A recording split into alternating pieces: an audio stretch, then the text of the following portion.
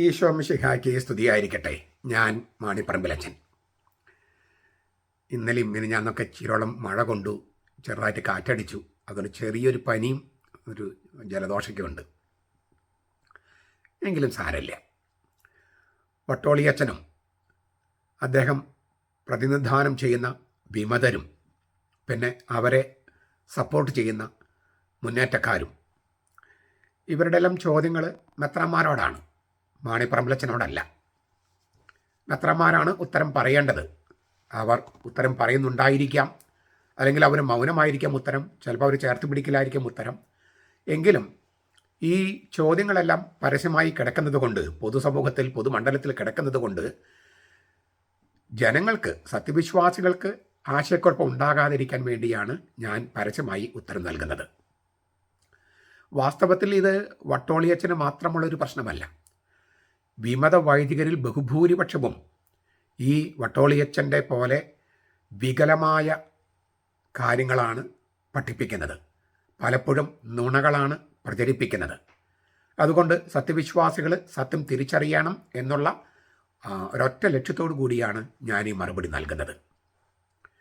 ഇന്ന് രാജിവെക്കാനായിട്ട്, വട്ടോളിയച്ചൻ രാജിവെക്കാനായിട്ട് പറയുന്ന ന്യായങ്ങൾ രണ്ടാമത്തതിനെക്കുറിച്ച് നമുക്ക് ചിന്തിക്കാം. വീഡിയോയുടെ ദൈർഘ്യം കൂടുന്നെന്ന് കരുതിയിട്ട് കാണാതിരിക്കരുത്, പഠിക്കാതിരിക്കരുത്, പ്രചരിപ്പിക്കാതിരിക്കരുത്. ഇത് അതായത് അവർ അബദ്ധം പഠിപ്പിക്കുന്നു, നമ്മൾ സത്യം തിരിച്ചറിയാനായിട്ട് ഈ അബദ്ധം പഠിപ്പിക്കുന്നത് ഒരു സന്ദർഭമായിട്ട് കണക്കാക്കി, ഒരു അവസരമായി കണക്കാക്കി സത്യം മനസ്സിലാക്കാനായിട്ട് നിങ്ങൾ വീഡിയോ പലപ്പോഴും കാണണം. എന്നിട്ട് അത് മനസ്സിലാക്കുന്നതനുസരിച്ച് നിങ്ങൾ പ്രചരിപ്പിക്കണം, മറ്റുള്ളവർ പഠിപ്പിക്കണമെന്ന് ഞാൻ വീണ്ടും വീണ്ടും താഴ്മയോടെ അപേക്ഷിക്കുകയാണ്. അദ്ദേഹം പറയുന്ന രണ്ടാമത്തെ ന്യായം, ശരീരത്തെ കൊല്ലാൻ കഴിയുന്നവനെയല്ല, ശരീരത്തെയും ആത്മാവിനെയും നശിപ്പിക്കാൻ കഴിയുന്നവനെ ഭയപ്പെടാനാണ് യേശു ജനങ്ങളോട്, ശിഷ്യന്മാരോട് ആവശ്യപ്പെട്ടത്. ബ്രാക്കറ്റിൽ ബൈബിള്. അന്നത്തെ പുരോഹിതരും ഫരിസയരും സദ്ദുക്കാരും അടങ്ങുന്ന നേതൃവർഗത്തെയാണ് യേശു ഉദ്ദേശിച്ചത്. അവരാണ് തെറ്റായ പ്രബോധനത്തിലൂടെ, പഠനത്തിലൂടെ, തെറ്റായി മുൻഗണനകൾ നിശ്ചയിക്കുന്നതിലൂടെ വിശ്വാസികളുടെ ആത്മാക്കളെ മലീമസമാക്കുന്നത്, വഴിതെറ്റിക്കുന്നത്, തെറ്റായ ബോധ്യങ്ങൾ നൽകി അവരെ നരകത്തിന് അർഹരാക്കുന്നത്. ആരെ ഭയപ്പെടണമെന്ന് യേശു ആവശ്യപ്പെട്ടോ ആ വിഭാഗത്തിൽ പെടാതിരിക്കാൻ വേണ്ടിയുള്ള പരിശ്രമത്തിലായിരുന്നല്ലോ എറണാകുളം അങ്കമാലി അതിരൂപതയിലെ ജനങ്ങളും കന്യാസ്ത്രീകളും വൈദികരും അടങ്ങുന്ന വിശ്വാസി സമൂഹം. ആ പോരാട്ടത്തിൽ അവരോടൊപ്പം ഞാനും ഉണ്ടാകും. രാജിവെച്ചാലും പോരാട്ടത്തിൽ പിൻവാങ്ങില്ല എന്നാണ്. ശരീരത്തെ കൊല്ലാൻ കഴിയുന്നവനെയല്ല, ശരീരത്തെയും ആത്മാവിനെ നശിപ്പിക്കാൻ കഴിയുന്നവനെ ഭയപ്പെടാനാണ് യേശു ജനങ്ങളോട്, ശിഷ്യന്മാരോട് ആവശ്യപ്പെട്ടത്. ബ്രാക്കറ്റിൽ ബൈബിള്. അത്രയും നന്നായി ബൈബിള് ബ്രാക്കറ്റിലിട്ടത്. ഈ വചനം ബൈബിളിൽ ഉള്ളതാണെന്ന് വട്ടോളിക്ക് അറിയാം. ഭാഗ്യം. അത്രയും നല്ലത്. ഇത് ഖുറാനിലെ വചനമാണെന്നോ, ഭഗവത്ഗീതയാണെന്നോ, രാമായണമാണെന്നോ, കാറൽ മാർക്സിൻ്റെ ദാസ് കാപ്പിറ്റലാണെന്നോ ഒന്നും വട്ടോളി പറഞ്ഞില്ലല്ലോ. ബൈബിളിൽ എവിടെയോ ഈ വചനമുണ്ടെന്ന് മനസ്സിലായിട്ടുണ്ട്. പണ്ടെങ്ങോ വട്ടോളി വായിച്ചിട്ടുണ്ട് ഇത് ബൈബിളിൽ എവിടെയോ ഉണ്ടെന്ന്. അതുകൊണ്ടാണ് ബ്രാക്കറ്റിൽ ബൈബിൾ എഴുതിയിരിക്കുന്നത്. അല്ലെങ്കിൽ മത്തായി 10:28 ലൂക്ക 12:4-5 എന്നൊക്കെയല്ലേ എഴുതുക. ബൈബിളിൽ നിന്ന് ഇങ്ങനെ എഴുതുന്നത്, അതും പ്രിയ ആർച്ച് ബിഷപ്പ് എന്ന് പറഞ്ഞിട്ട് പാമ്പളാനി പിതാവിനെ അഡ്രസ്സ് ചെയ്ത് എഴുതുമ്പോൾ അതുകൊണ്ട് പിന്നെ എഴുതേണ്ട കാര്യമില്ല. കാരണം പാമ്പളാനി ബൈബിൾ പണ്ഡിതനാണ്. അപ്പോൾ ബൈബിളിൽ നിന്ന് എഴുതി കഴിഞ്ഞാൽ എവിടെയാണെന്നുള്ള കാര്യം പാമ്പളാനി പിതാവിന് അറിയാമെന്ന് വിചാരിച്ചിട്ടായിരിക്കും ചിലപ്പോൾ. എങ്ങനെയായാലും ഖുറാനെന്നും ഭഗവത്ഗീത എന്നും ഒന്നും രാമായണമെന്നും എഴുതിയില്ല, ദാസ് കാപ്പിറ്റൽ എഴുതിയില്ല. അതുകൊണ്ട് ബൈബിളിലുള്ളൊരു വചനമാണെന്ന് അത്രയെങ്കിലും വട്ടോളിക്ക് അറിയാമെന്നുള്ളത് ഗംഭീരം. ഇനി മത്തായി 10:28 അത് മത്തായിയുടെ സുവിശേഷം 10-ാമത്തെ അധ്യായം എന്ന് പറയുന്നത് കർത്താവ് പ്രേക്ഷിതർക്ക് നൽകുന്ന ഒരു പ്രഭാഷണമാണ്. പ്രേക്ഷിതർ ചെയ്യേണ്ടതും അവരങ്ങനെ പെരുമാറണം, അങ്ങനെയുള്ള കാര്യങ്ങളാണ്. അതിൽ 28-ാമത്തെ വാക്യമാണ്, ആത്മാവിനെ കൊല്ലാൻ കഴിയാതെ ശരീരത്തെ കൊല്ലുന്നവരെ ഭയപ്പെടേണ്ട, ആത്മാവിനെയും ശരീരത്തെയും നരകത്തിൽ നശിപ്പിക്കാൻ കഴിയുന്നവനെ ഭയപ്പെടുവേ. ഇതേ വചനം തന്നെ ലൂക്കാസിൻ്റെ സുവിശേഷം 12:4-5 ഈ മത്തായിയുടെ സുവിശേഷത്തിൽ പ്രേക്ഷിത പ്രഭാഷണത്തിൽ ഇതിന് മുമ്പും പിമ്പുമുള്ള വചനം കൂടി ഇത് വായിച്ചാൽ കുറച്ചുകൂടി എളുപ്പം ഉണ്ടാകും ഈ വട്ടോളി പറയുന്നത് ശരിയാണോ തെറ്റോന്ന് അറിയാൻ. സന്ദർഭം നോക്കുക. 26 മുതലുള്ള വചനങ്ങൾ ഞാൻ വായിക്കണം. മത്തായി 26 മുതൽ. അതുകൊണ്ട് അവരെ ഭയപ്പെടേണ്ട, മറച്ചു വെച്ചതൊന്നും വെളിപ്പെടാതെ ഇരിക്കുകയില്ല. നിഗൂഢമായതൊന്നും അറിയപ്പെടാതിരിക്കുകയുമില്ല. ഞാൻ ഇരുട്ടത്ത് നിങ്ങളോട് പറയുന്നവ വെളിച്ചത്ത് പറയുവിൻ, ചെവിയിൽ മന്ത്രിച്ചത് പുരമുകളിൽ നിന്ന് ഘോഷിക്കുവിൻ. ആത്മാവിനെ കൊല്ലാൻ കഴിയാതെ ശരീരത്തെ കൊല്ലുന്നവരെ ഭയപ്പെടേണ്ട, ആത്മാവിനെയും ശരീരത്തെയും നരകത്തിൽ നശിപ്പിക്കാൻ കഴിയുന്നവനെ ഭയപ്പെടുവിൻ. ഒരു നാണയത്തൊട്ടിന് 2 കുരുവികൾ വിളിക്കപ്പെടുന്നില്ലേ? അവയിൽ ഒന്നുപോലും നിങ്ങളുടെ പിതാവിൻ്റെ സമ്മതമില്ലാതെ നിലത്ത് വീഴുകയില്ല. നിങ്ങളുടെ തലയിൽ ഓരോ മുടിയിടയും എണ്ണപ്പെട്ടിരിക്കുന്നു.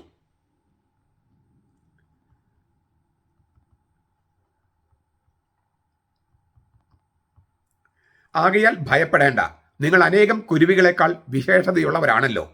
മനുഷ്യരുടെ മുമ്പിൽ എന്നിലും എനിക്ക് വേണ്ടിയും ഏറ്റുപറയുന്നവനെ സ്വർഗസ്ഥനായ എൻ്റെ പിതാവിന് മുമ്പിൽ ഞാനും ഏറ്റുപറയും.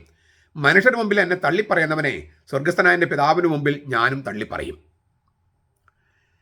ഈ വചനം, അതായത് ശരീരത്തെ മാത്രം കൊല്ലാൻ കഴിയുന്നവൻ, അതായത് ആത്മാവിനെ കൊല്ലാതെ ശരീരത്തെ മാത്രം കൊല്ലാൻ കഴിയുന്നവന് ഭയപ്പെടേണ്ട, ശരീരത്തെയും ആത്മാവിനെയും നരകത്തിൽ നശിപ്പിക്കാൻ കഴിയുന്നവന് ഭയപ്പെടുവിൻ.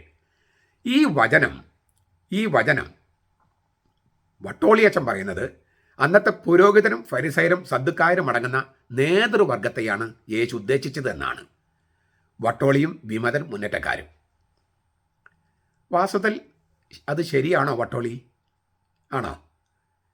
ഈ ശരീരത്തെ അല്ലാതെ ആത്മാവിനെ കൊല്ലാൻ കഴിയാത്തവനെ ഭയപ്പെടേണ്ട, ശരീരത്തെയും ആത്മാവിനെയും നരകത്തിൽ നശിപ്പിക്കാൻ കഴിയുന്നതിന് ഭയപ്പെടുവിനെന്ന് യേശു പറഞ്ഞത് അന്നത്തെ പുരോഹിതരും ഫരിസയരും സദ്ദുക്കാരും അടങ്ങുന്ന നേതൃവർഗത്തെ ഉദ്ദേശിച്ചാണോ? വട്ടോളിച്ചൻ പറയൂ. എഴുതിയിരിക്കുന്നത് അങ്ങനെയാ. മുണ്ടാടനച്ചോ അങ്ങല്ലേ ദൈവശാസ്ത്രത്തിൽ അവർക്ക് നേതൃത്വം കൊടുക്കുന്നത്? നരികുളച്ചോ സെമിനാരിലെ റക്ടറൊക്കെ ആയിരുന്നില്ലേ? ഇങ്ങനെയാണോ സെമിനാരി പഠിപ്പിച്ചിരുന്നത് ഈ വചനം? സഭ നൽകുന്ന വ്യാഖ്യാനം ഞാൻ മനസ്സിലാക്കുന്നത് ഇങ്ങനെയാണ്.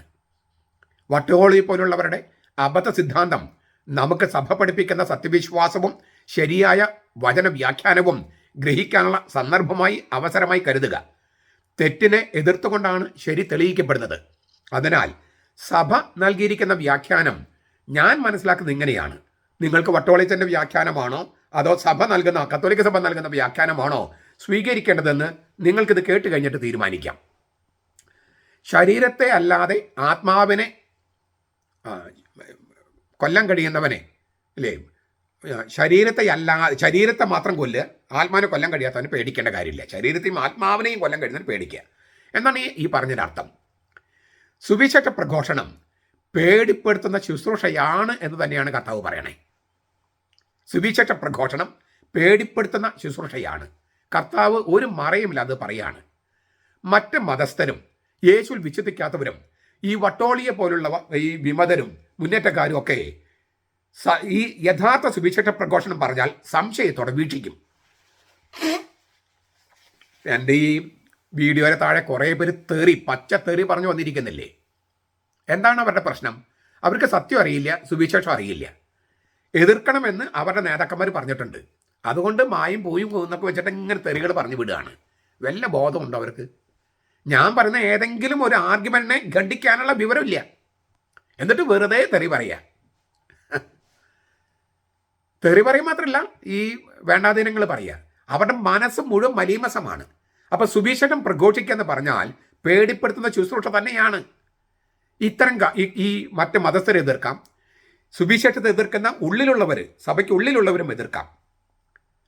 എങ്കിലും മാനുഷിക മതപീഡകരെ പേടിക്കേണ്ടതില്ല എന്നാണ് കർത്താവ് പറഞ്ഞത്.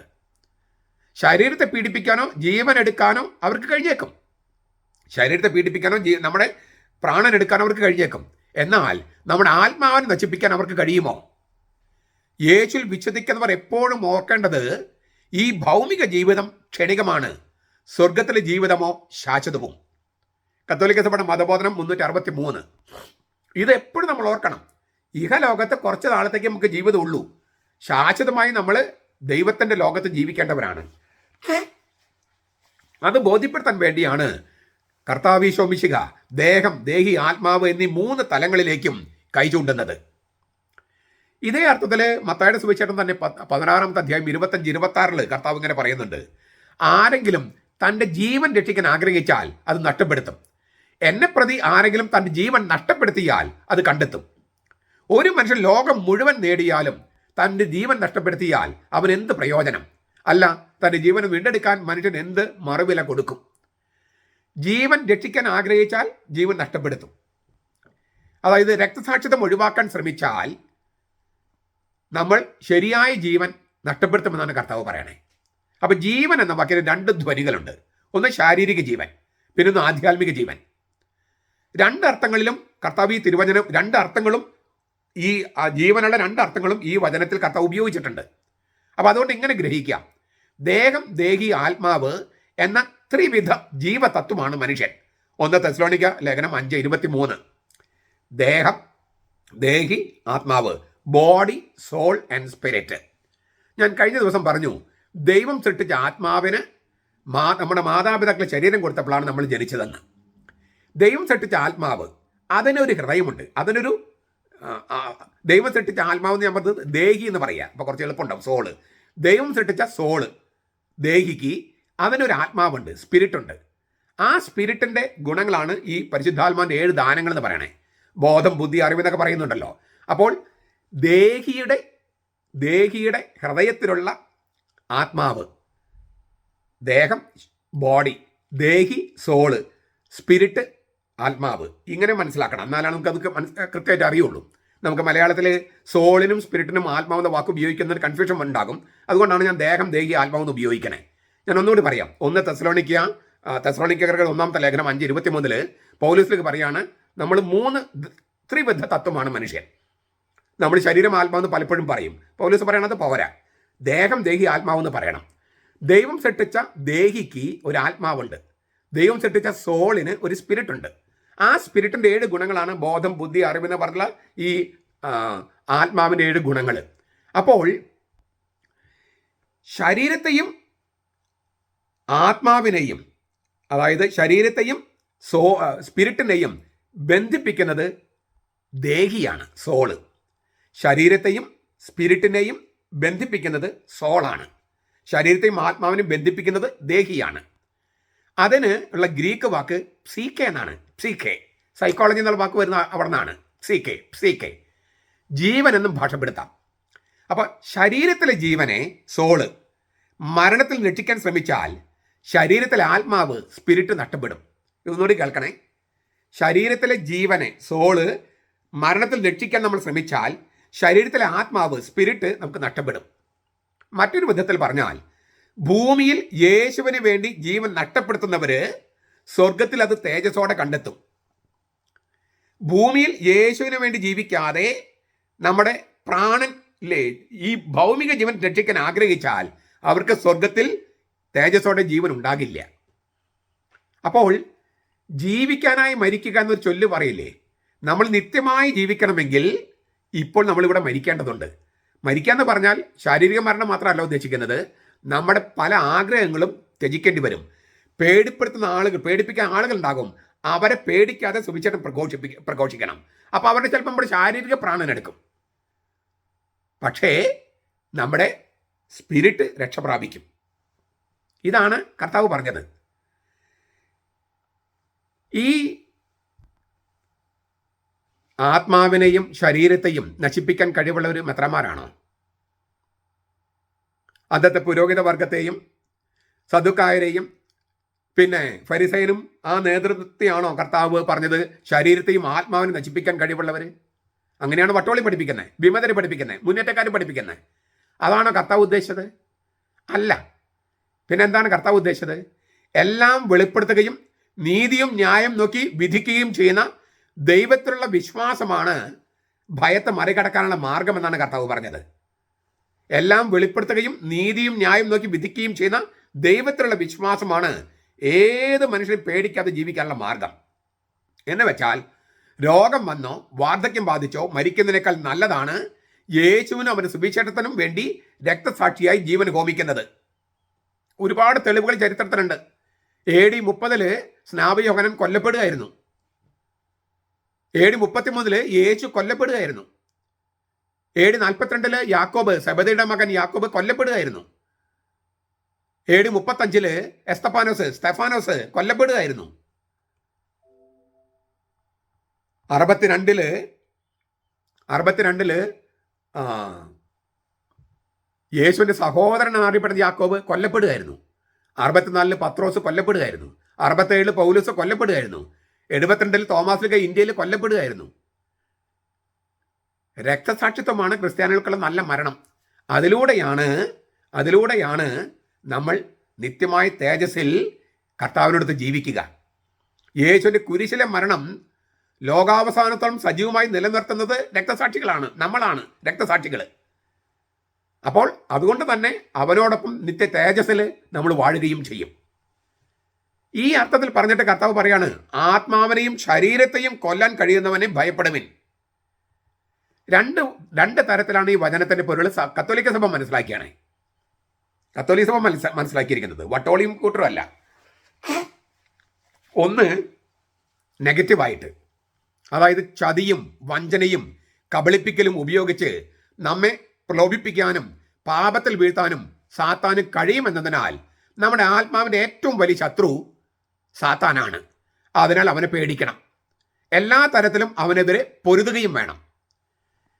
പേടി ഉണ്ടെന്ന് വെച്ചിട്ട് പൊരുതാതിരിക്കാൻ പാടില്ല. പേടിയെ ഓവർകം ചെയ്യുന്നത് എങ്ങനെയാണ്? അതിനുള്ള ഉത്തരമാണ് ഞാൻ നേരത്തെ പറഞ്ഞത്. എല്ലാം വെളിപ്പെടുത്തുകയും നീതിയും ന്യായം നോക്കി വിധിക്കുകയും ചെയ്യുന്ന ദൈവത്തിലുള്ള വിശ്വാസമാണ് പേടിയെ മറികടക്കാനുള്ള മാർഗം. അപ്പോൾ പിശാചിനൊരു പടപൊരുതുമ്പോൾ പേടിയുണ്ട് നമുക്ക്, പക്ഷെ ദൈവത്തോടൊപ്പമാണ് നമ്മൾ പൊരുതുന്നത് എന്നതിനാൽ ആ ഭയത്തെ, പേടിയെ മറികടക്കാൻ നമുക്ക് കഴിയും. അപ്പോൾ ആത്മാവിനെയും ശരീരത്തെ നശിപ്പിക്കാൻ കഴിവുള്ളതെന്ന് പറയുന്നത് നെഗറ്റീവായിട്ട് നോക്കിയാൽ അത് സാത്താനാണ്. ചതിയും വഞ്ചനയും കബളിപ്പിക്കലും പ്രലോഭനവും അങ്ങനെ കൊണ്ട് പാപത്തിൽ വീണ് കഴിഞ്ഞാൽ നമ്മുടെ ആത്മാവ് നശിക്കും. അപ്പം അതിന് സാത്താന് കഴിയും. അതുകൊണ്ട് ഈ ആത്മാവിൻ്റെ ഏറ്റവും വലിയ ശത്രു സാത്താനാണ്, പിശാചാണ്. അവനെ പേടിക്കണം. പക്ഷേ പേടിച്ചാലും പോരാട്ടത്തിൽ പിന്മാറാൻ പാടില്ല. കാരണം ആ പേടിയെ മറികടക്കാൻ കർത്താവിലുള്ള വിശ്വാസത്തിന് കഴിയും. ഇതാണ് ഒന്നാമത്തെ അർത്ഥം. ഈ വേറെ ഒരു അർത്ഥം എന്ന് പറയുന്നത് പോസിറ്റീവാണ്, പ്രസാദാത്മകമായിട്ട് ദൈവത്തെ ഭയപ്പെടണം. യെശയ്യാ 8:12-13 കാണാം. ദൈവം സ്രഷ്ടാവാണ്, എല്ലാം തികഞ്ഞ നീതിയും ന്യായവും നടപ്പാക്കുന്ന ന്യായാധിപനാണ്. ഹൃദയങ്ങളും പ്രവൃത്തികളും പരിശോധിച്ച് അവിശ്വാസികളെയും വിശ്വസ്തരെയും നിത്യശിക്ഷയ്ക്ക് വിധിക്കാൻ കെൽപ്പുള്ള വിധികർത്താവാണ്. അപ്പോൾ അത് മത്തായി 3:12, 18, 8, 9, 25-41 കാണാം. ഈ പേടിയെ വിശുദ്ധ ഭയം എന്നാണ് വിളിക്കുക. നമ്മൾ ദൈവഭയം എന്ന് പറയും. പാപവും തിന്മയും അകറ്റി നിർത്താൻ ഈ ദൈവഭയം നമ്മെ സഹായിക്കുന്നു. അപ്പോൾ ആത്മാവിനെയും ശരീരത്തെയും നശിപ്പിക്കാൻ കഴിവുള്ളവൻ എന്ന് പറയുന്നത് ദൈവമാണ്.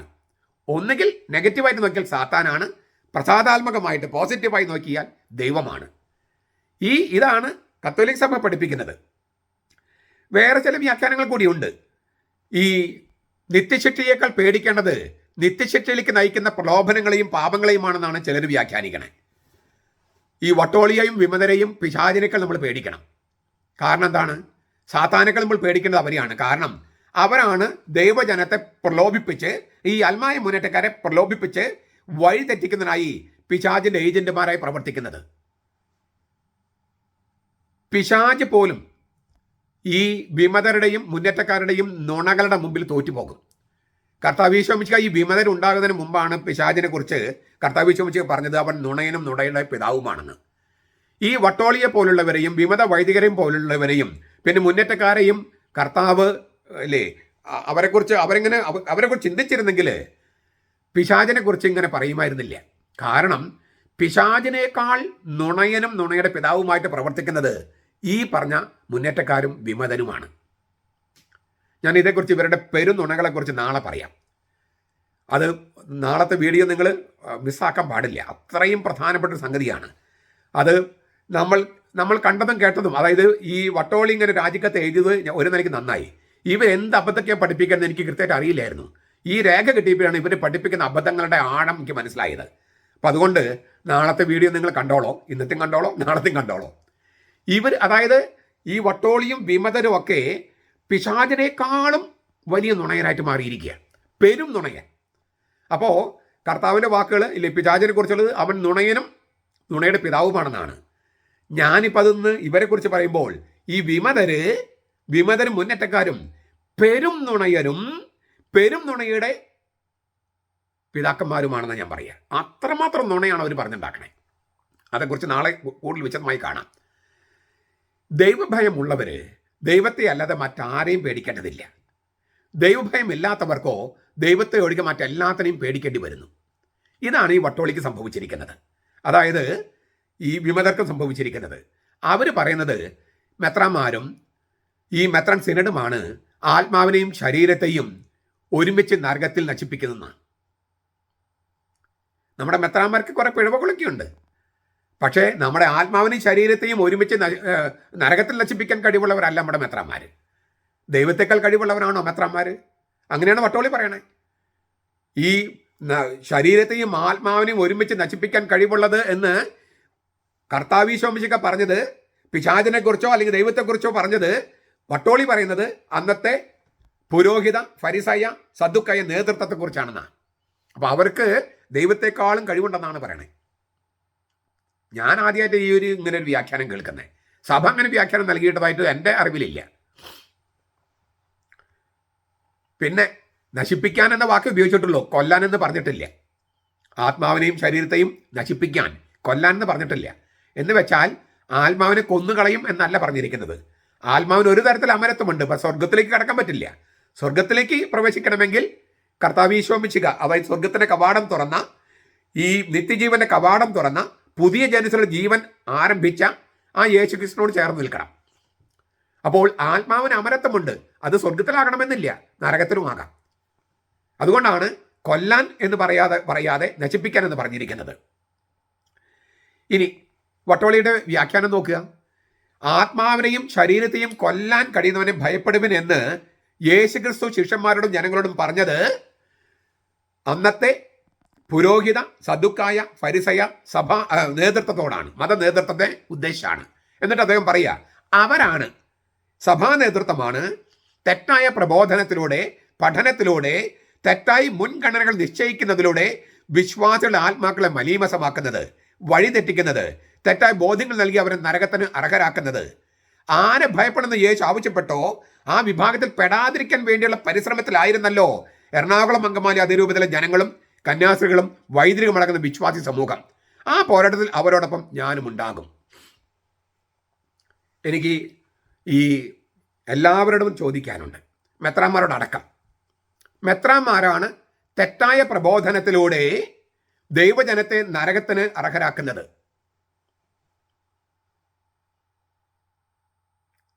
അവരെ ഭയപ്പെടണം എന്ന് യേശു ആവശ്യപ്പെട്ടു. ആ വിഭാഗത്തിൽ പെടാതിരിക്കാൻ വേണ്ടിയാണ് ഞങ്ങൾ എറണാകുളത്ത് ഈ കലാപങ്ങൾ സൃഷ്ടിക്കുന്നത്. മെത്രാന്മാർ ഇതിന് മറുപടി പറയണം. മെത്രാന്മാരെ, നിങ്ങൾ തെറ്റായ പ്രബോധനത്തിലൂടെ ദൈവജനത്തെ നരകത്തിന് അർഹരാക്കുന്നുവെന്നും നിങ്ങളെ ഭയപ്പെടണമെന്ന് യേശു പറഞ്ഞുവെന്നും നിങ്ങളെ നയിക്കുന്ന വിഭാഗത്തെ പെടാതിരിക്കാൻ വേണ്ടിയുള്ള പരിശ്രമമാണ് ഞങ്ങൾ എറണാകുളത്ത് നടത്തുന്നതെന്നും അതിൽ കന്യാസ്ത്രീകളുണ്ട്, വൈദികരുണ്ട്, ജനങ്ങളുണ്ടെന്നൊക്കെ വട്ടോളി പറയണം എന്ന് മെത്രാന്മാരെ കുറിച്ചാണ് പറഞ്ഞിരിക്കുന്നത്. നിങ്ങൾ ഇതിനോട് യോജിക്കുന്നോ? യോജിക്കുന്നില്ലെങ്കിൽ വട്ടോളിക്കും വിമതർക്കുമെതിരെ നിങ്ങൾ എന്ത് നടപടി സ്വീകരിക്കും? നിങ്ങളെക്കുറിച്ച് പറഞ്ഞിരിക്കുന്നത് മെത്രാന്മാരാണ് തെറ്റായ പഠനത്തിലൂടെ ദൈവജനത്തെ നരകത്തിന് അർഹരാക്കുന്നത്. ഇത് വട്ടോളിയുടെ വാചനം ഞാൻ പറയണേ. മെത്രാന്മാരാണ് തെറ്റായ മുൻഗണനകൾ നിശ്ചയിക്കുന്നതിലൂടെ വിശ്വാസിൽ ആത്മാക്കളെ മലീമസമാക്കുന്നത്. മെത്രാന്മാരെ കുറിച്ചാണ് പറഞ്ഞിരിക്കുന്നത്. മെത്രാന്മാരാണ് തെറ്റായ മുൻഗണന നിശ്ചയിക്കുന്നതിലൂടെ ദൈവജനത്തെ വഴിതെറ്റിക്കുന്നത്, തെറ്റായ ബോധ്യങ്ങൾ നൽകി അവരെ നരകത്തിന് അർഹരാക്കുന്നത്. മെത്രാന്മാരെ നിങ്ങളെക്കുറിച്ചാണ് പറഞ്ഞിരിക്കുന്നത്, മാണിപ്പറമ്പലച്ചനെ കുറിച്ചല്ല, നിങ്ങളെക്കുറിച്ചാണ്. നിങ്ങളെ ഭയപ്പെടണമെന്ന് യേശു ആവശ്യപ്പെട്ടു. ആ വിഭാഗത്തിൽ പെടാതിരിക്കാൻ വേണ്ടിയാണ്, അതായത് മെത്രാന്മാരെ നയിക്കുന്ന കത്തോലിക്ക സഭയിൽ പെടാതിരിക്കാൻ വേണ്ടിയാണ് ഞങ്ങൾ എറണാകുളത്ത് പരിശ്രമങ്ങൾ നടത്തിക്കൊണ്ടിരിക്കുന്നത്. എറണാകുളം അങ്കമാലി അതിരൂപത ജനങ്ങളും കന്യാസ്ത്രീകളും വൈദികരും അടങ്ങുന്ന വിശ്വാസി സമൂഹം, ആ പോരാട്ടത്തിലാണ് ഞങ്ങൾ. അപ്പോൾ മെത്രാന്മാർ നയിക്കുന്ന കത്തോലിക്ക സഭയിൽ പെടാതിരിക്കാൻ വേണ്ടിയുള്ള ശ്രമങ്ങളുടെ ഭാഗമാണ് വട്ടോളിയും വിമതരും നടത്തുന്നത്. മെത്രാന്മാരെ, നിങ്ങൾ ഇതിന് മറുപടി കൊടുക്കൂ. എന്നിട്ട് ഈ വട്ടോളിയെയും വിമതരെയും മുന്നേറ്റക്കാരെയും നിങ്ങൾ നയിക്കുന്ന കത്തോലിക്ക സഭയിൽ വേണ്ട എന്ന് അവർ പറയുമ്പോൾ പിന്നെ നിങ്ങൾ എന്തിനാണ് അവർ ചേർത്ത് നിർത്താൻ പോകുന്നത്? നിങ്ങൾ എന്തിനാണ് അവർക്ക് വേണ്ടി കർത്താവിനെ അവഹേളിക്കാൻ സമവായ മാർഗരേഖ ഉണ്ടാക്കിയിരിക്കുന്നത്? ആ സമവായ മാർഗരേഖ റദ്ദ് ചെയ്തിട്ട് 2024 ജൂൺ 9 സർക്കാർ നിങ്ങൾ ഇറക്കിയില്ലേ, അത് നടപ്പാക്കൂ.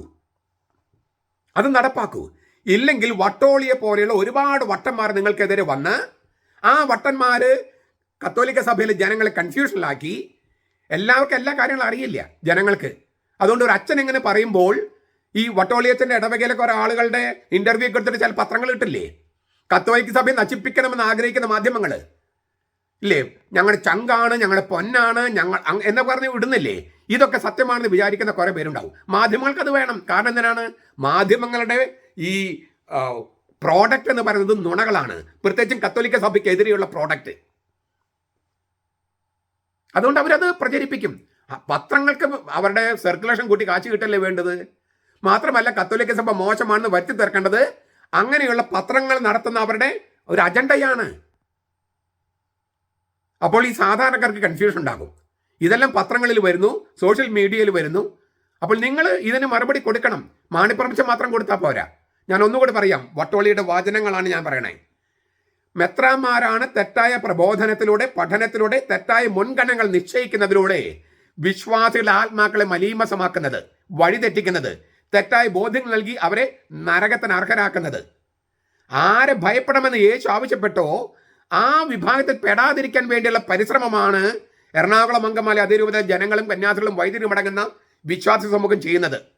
ആ പോരാട്ടത്തിൽ അവരോടൊപ്പം ഞാനും ഉണ്ടാകും. മെത്രാന്മാരെ, നിങ്ങൾക്കെതിരെയാണ്, കർത്താവിനെതിരെയാണ്, കർത്താവിന് സഭയ്ക്കെതിരെയാണ് ഇവർ പ്രവർത്തിക്കുന്നതെന്ന് കൃത്യമായിട്ട് രേഖാമൂലം എഴുതി തന്നിരിക്കുക.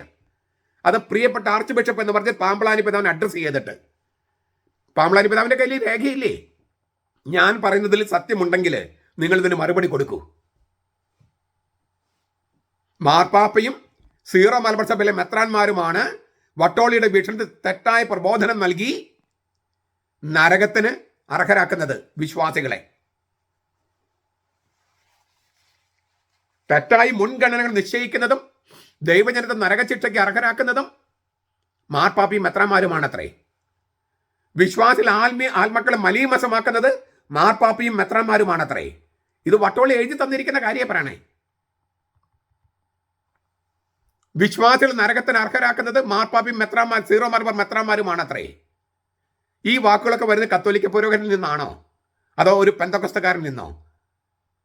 പെന്തക്കോസ്തക്കാർ പോലും ഇത്രയും മോശമായിട്ട് അവതരിപ്പിക്കില്ല. വട്ടോളി കത്തോലിക്കനാണോ, പെന്തക്കോസ്തക്കാരനാണോ, അതോ മുസ്ലിമാണോ?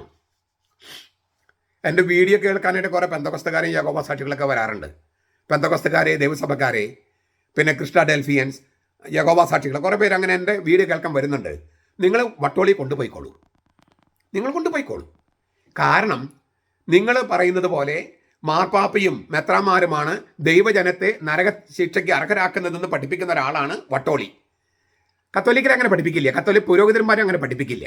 കത്തോലിസം വിട്ടുപോയവരങ്ങനെ ചിലരെ പഠിപ്പിക്കാറുണ്ട്. അപ്പോൾ നിങ്ങൾ ഈ വട്ടോളി കൊണ്ടുപോയിക്കോ. മാർപ്പാപ്പയ്ക്കും മെത്രാന്മാർക്കും എതിരെ ഇത്ര ശക്തമായി നിങ്ങളെയൊക്കെ നന്നായിട്ട് പ്രസംഗിക്കാൻ കഴിവുള്ള ഒരാളാണ് വട്ടോളി. പിന്നെ എവിടെയും വന്ന് പ്രസംഗിച്ചോളും. ലോ വീട്ടൊന്നുമല്ല, ഷർട്ടിട്ട് പ്രസംഗിക്കുക. അപ്പോൾ നിങ്ങളുടെ കൂട്ടത്തിൽ കൊണ്ടുപോകാൻ കുഴപ്പമില്ല. കൊണ്ടുപോയിക്കോ. പെന്തക്കോസ്തക്കാരെ, യഹോവ സാക്ഷികളെ, ദൈവസഭക്കാരെ, വട്ടോളിയെ കൊണ്ടുപോ. കത്തോലിക്ക സഭയിൽ നിന്ന് കൊണ്ടുപോ. എന്തേ വട്ടോളി വേണ്ടേ? നിങ്ങൾക്കും വേണ്ട.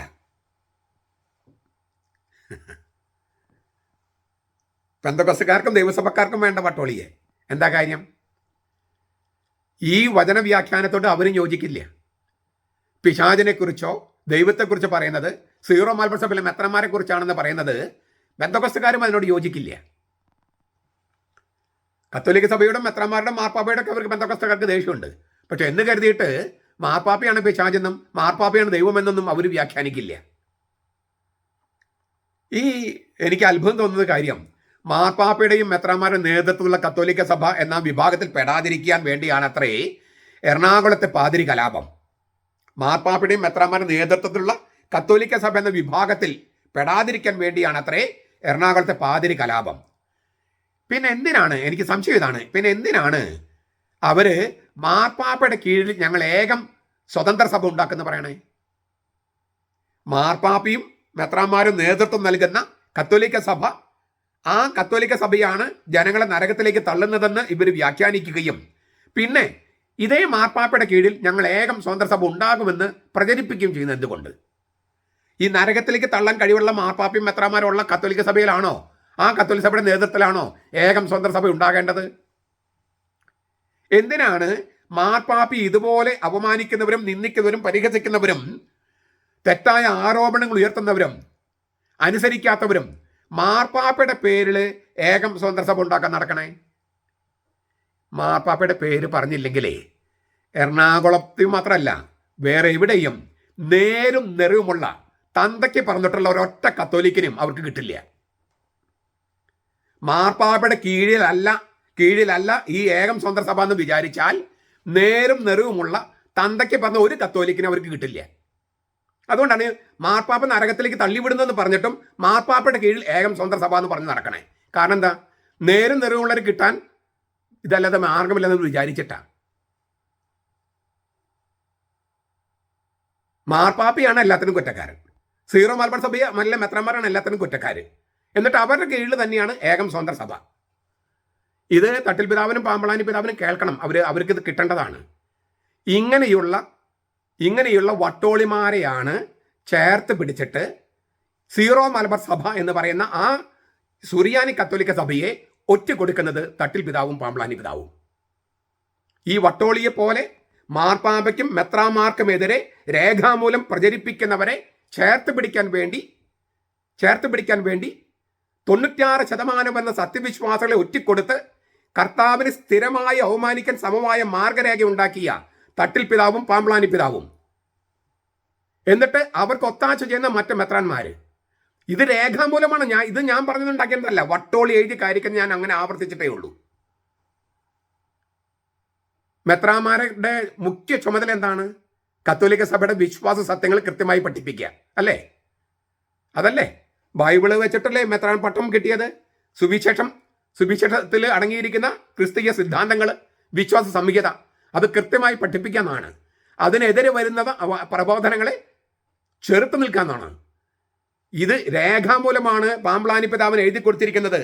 മാർപ്പാപ്പയാണ്, സീറോ മലബാർ സഭയിലെ മെത്രാന്മാരാണ് ജനങ്ങളെ നരകത്തിയിലേക്ക് തള്ളിവിടുന്നതെന്ന് വട്ടോളി എഴുതി തന്നിരിക്കുക. ആ രാജി സ്വീകരിച്ചോ ഇല്ലയോ എന്ന് എനിക്ക് അറിഞ്ഞുകൂടാ. നിങ്ങൾക്ക് പാമ്പളാനി പിതാവെ പിതാവിനാണ് എഴുതി തന്നിരിക്കുന്നത്. മെത്രാന്മാരും ഈ പറഞ്ഞ മാർപ്പാപ്പയുമാണ് ജനങ്ങളെ തെറ്റായി പ്രബോധനം നടത്തി നരകത്തിയിലേക്ക് തള്ളിയിടുന്നതെന്നാണ് വട്ടോളി എഴുതിയിരിക്കുന്നത്. ഇത് രേഖാമൂലം തന്നിരിക്കുകയാണ് നിങ്ങൾക്ക്.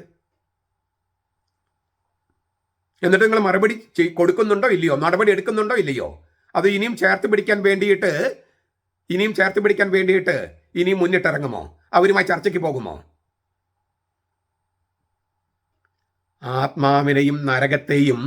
ആത്മാവിനെയും ശരീരത്തെയും നരകത്തിൽ തള്ളിയിടാൻ കഴിവുള്ള ദൈവത്തെ പേടിക്കണം പാമ്പളാനി പിതാവേ.